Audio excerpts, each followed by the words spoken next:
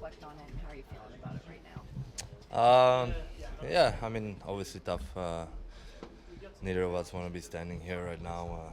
It's a little early, but yeah, a little, tough year overall. Obviously, your goal is to make play in the playoffs, and that's not the case this year. So use it as a motivation to get better, and already can't wait to start preparing myself for next season.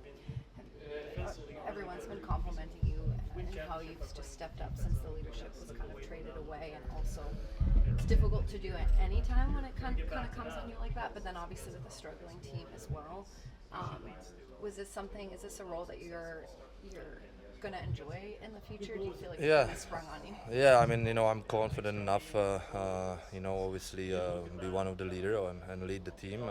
Obviously, we have a lot of to do as a core of the leaders. Unfortunately, a couple of them were injured, like Hampus and Charlie was injured for a long time. So. Obviously, those are two big key of our core that you kind of missed on and off the ice. Yeah, definitely. How I said, it's been tough, but I'm confident enough. Because like I said, the finish the season. The missing those two guys. Tried to did my best, and obviously, moving forward, like I said, still have a good group of core, and we obviously have a lot of work to do ahead, and we will put the time in together, and make sure we come and be much better Boston Bruins team next year. What's involved in off-season leadership? What do you use your role then? Yeah, no, definitely. How I said, I think we still have a heck of a core, around with. Hopefully, we can all get healthy and obviously stay in touch. We're gonna meet up together and you know, so talk and make sure we, like I said, put in the time and this guy is still that been here a long time enough to know what's the culture and what needs to be done and I think that's what is in our plans. You're a free agent recruiter. No, that's not my job. Listen, I am, obviously Boston as itself. It should be enough for you to try to come play here and the fans and the culture that's been here. Just because of we obviously had a tough year that we're gonna be back, like I said, and gonna be much better. Dave, would you like to wear the C? Listen, it's like I said, like the leaders I had around me, it was never about who wears the C or who wears the A.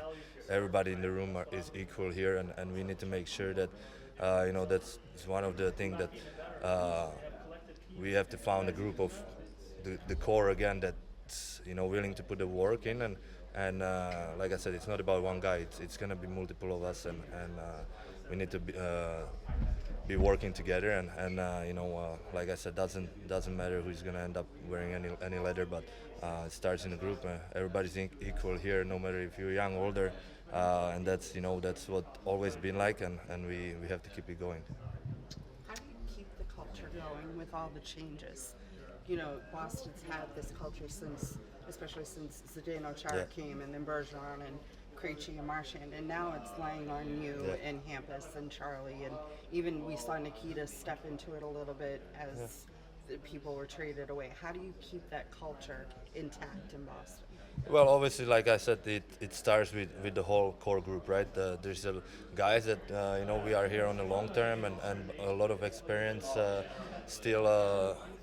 That, like I said, we were missing Hampus. Now we added Elias and Nikita, who were kind of new to this team, but at the same time, kind of veterans in the league, right? With a lot of experience. So, having Hampus back next year and Charlie, it's pretty strong core group, and how I said, we gonna work together and obviously lead by example and you know uh, do it together. David, I guess as a follow-up to that, are there things you want to change or that you think maybe need to change as you guys build this back? Uh, no, I mean, like, change. Obviously it's been a lot of change happened this year, and uh, you know been a tough year, but at the end of the day, you are here for a reason, either as a player or human being, and that you don't have to change. You're just gonna lead your own way. Everybody is different, and you're gonna have to make sure you come and be at your best, and don't change obviously for not being yourself and feeling uncomfortable. But so obviously there's lots work to be done, but you don't want to call it like a change because you don't want to change things. But there's a lot of work to be done, and starting with us core leaders. Ownership said yesterday that accountability and expectations are higher than ever. Does that encourage you for the summer that Yeah. new additions are going to be made? Yeah, I mean, like I said, motivation. I always drive and thrive on motivation and competitiveness and getting prepared for the season. Listen, it is tough here. We don't want to be missing playoffs and kind of feeling healthy going into off season, but. We know we're gonna be much better next year, and we're gonna start with the same intensity, make the playoffs as a first step, and we go from there. But use it as motivation because we are gonna be competitive. You talked about the human being aspect of it. How do you keep your mental awareness not just with yourself but with the younger guys that have went through so much change this year, whether it was being thrust in a different role or being called up, sent down, and then the changes at the deadline. How mentally do you deal with that? Well, that was a great opportunity. That's the upside of, not being in the playoffs. That a lot of young players gets the opportunity and ice time that you usually probably wouldn't get this late in the season. And it's up to every young player to you're not gonna get many chances in this league. And once you work your whole life for a chance to play in NHL, and once that chance comes, you have to be ready, and so like I said, it's the upside of not making it, the playoffs, that these young guys who come in and obviously put a good mark for themselves, I guess. I don't know how to say it. And for us as older guys, seeing these young guys come in, try to help them as much as possible, try to share our experience with them, and make sure we help them grow as a player, as a human being.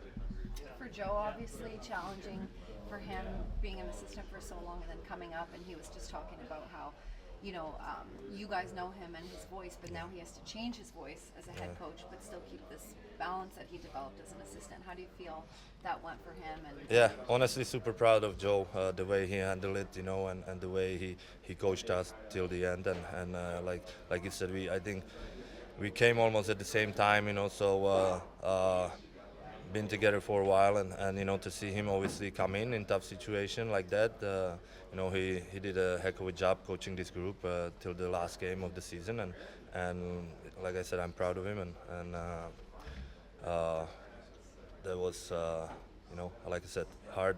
It was a hard situation for him, but he did a heck of a job. do you guys feel like you rallied for him too? Yeah, I mean 100%. Obviously, we, like I said, when he came in, we got off to a good start, and then we unfortunately the things slipped, and we lost a lot of tough games, and obviously we weren't playing as good, and then a lot of individual games was bad, so then it kind of could erupt on the team as well. We weren't scoring enough. Power play was tough the whole year, so unfortunately we couldn't be able to keep that going. Have you decided if you'll play in Worlds? I think I haven't decided that. I think I will take a week at least, or at least a couple days. Honestly, thinking about it is a possibility I go, but haven't made the final decision yet. In terms of your off season, what if you don't decide to go? What does your off season look like? Obviously, spend time with the family, take a rest now, and I like to take the rest a little longer, and then when I get back to work, just prepare myself until the season starts. So yeah, obviously my wife is from Sweden, I'm from Czech Republic, so that's usually where we at, and pendling between the two countries, and obviously playing overseas, you get to, my brother is obviously expecting child, so can't wait to become uncle. So yeah, obviously gonna be home and obviously see my mom and our families. It's obviously always nice because it's far away for them to come. Do you have a date in mind of when you'll come back to Boston? Yeah, I think we're gonna come around end of August, maybe beginning of September, but.